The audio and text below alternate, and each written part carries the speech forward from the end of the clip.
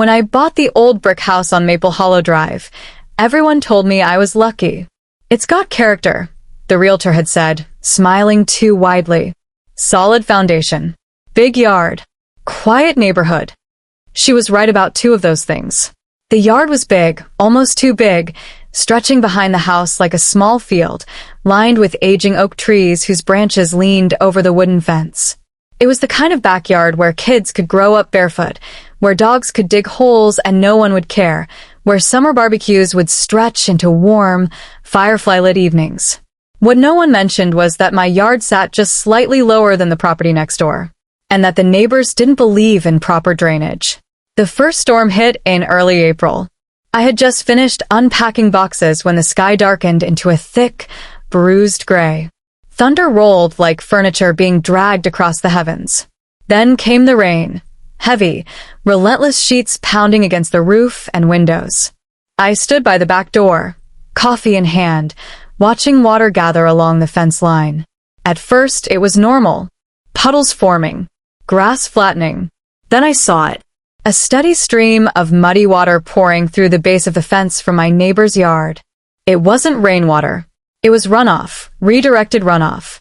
The water rushed in like it had been given instructions. Within minutes, my yard looked like a shallow lake. What the hell? I muttered. I stepped onto the covered patio and peered over the fence. That's when I noticed the fresh trench carved along their property line. A narrow ditch, clearly intentional, sloped directly toward my yard. At the far end, a plastic drainage pipe jutted out, vomiting brown water straight through a gap beneath the fence.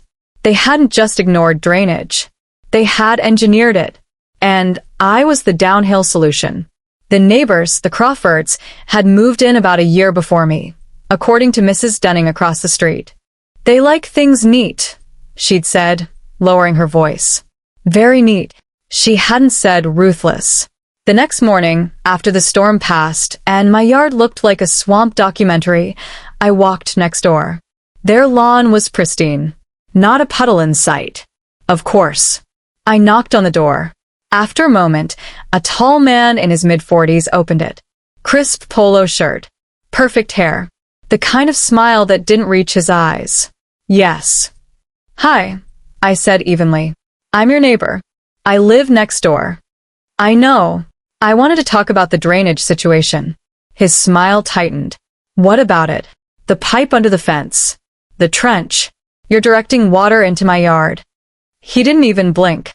Well, water flows downhill, he said calmly. That's gravity. That pipe isn't gravity, I replied. A woman appeared behind him, probably his wife. Blonde. Equally polished. We had flooding issues last year, she said. We fixed them. By moving them to me. She crossed her arms. We stayed within our property. You cut a hole under the fence. He shrugged. It's just water. It'll soak in. I stared at him. It's soaked in? I asked. My backyard is a pond. He smiled again. That same empty smile. Sounds like a landscaping issue on your end. And with that, he closed the door. I didn't yell. I didn't argue. Instead, I documented everything. Photos of the trench. Video of water gushing through the pipe during the next rain. Measurements of water depth. Dates. Times. Then I called the city. Turns out, in our county, redirecting stormwater onto a neighboring property is illegal, especially when done intentionally. The inspector arrived a week later. He was older, with sunburned skin and a clipboard that looked permanently attached to his hand. He examined the pipe. He measured the slope. He frowned. They can't do this, he said finally. Relief washed over me. So they'll have to remove it. He sighed. They'll get a notice. That's when I learned the difference between right and resolved. The Crawfords received the notice. And they ignored it. The next storm was worse. This time, not only did water pour through the pipe, they had widened the trench. The flow was stronger. My yard flooded faster. And now, water crept toward my patio. That night, I couldn't sleep. Not because of the rain. Because of the realization. They weren't just indifferent. They were escalating. The next morning, I went outside and stared at the swamp that used to be my backyard. Fine, I thought. If they wanted to play with water, we'd play properly. But I wouldn't break the law. I wouldn't shout. I wouldn't threaten. I would simply redirect. Part 5. Engineering justice. I work in civil design. Specifically, drainage systems. I hadn't mentioned that to them. They assumed I was just another quiet homeowner who'd complain once and give up. They had no idea. I spent the next week drafting plans. Completely legal. Fully compliant with city code. I installed a French drain system along my fence line, deeper than their trench. Gravel bed, perforated pipe, and, at the far end of my yard, a sump basin with an automatic pump. The outlet pipe. It didn't go into their yard. No, that would be illegal. It connected to the municipal storm drain at the street, exactly as code required. But here's the beautiful part. Water always follows the easiest path.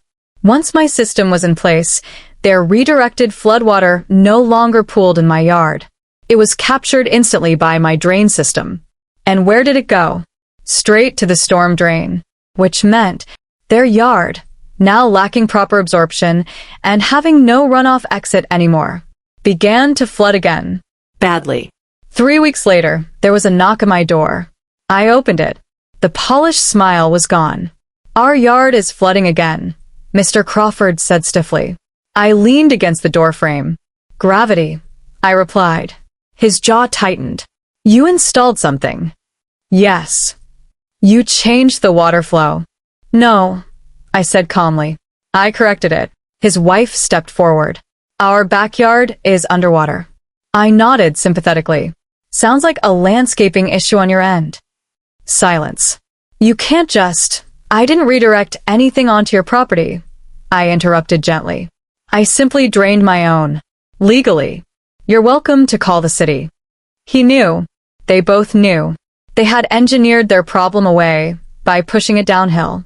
And now the downhill solution had disappeared. The city inspector came back, but this time at their request. He examined my system, checked permits, measured connections. Then he turned to them. "He's fully compliant." Their faces were priceless. "But our yard," she started. He shrugged. "Water flows downhill." I almost laughed. Over the next month, they were forced to undo their trench, remove the illegal pipe, and install a proper retention system on their own property, at their expense. Thousands of dollars. Landscaping torn apart. Regrading required. And suddenly, my yard was dry. Peaceful. Green. We don't speak. They avoid eye contact. The fence gap is sealed. The trench is gone. And every time it rains, I sit by the back door with a cup of coffee, watching water flow harmlessly into the drain system, exactly where it belongs. They tried to drown my yard to save theirs. Instead, they funded my drainage upgrade and learned an expensive lesson. If you send your problems downhill, don't be surprised when they come flowing back.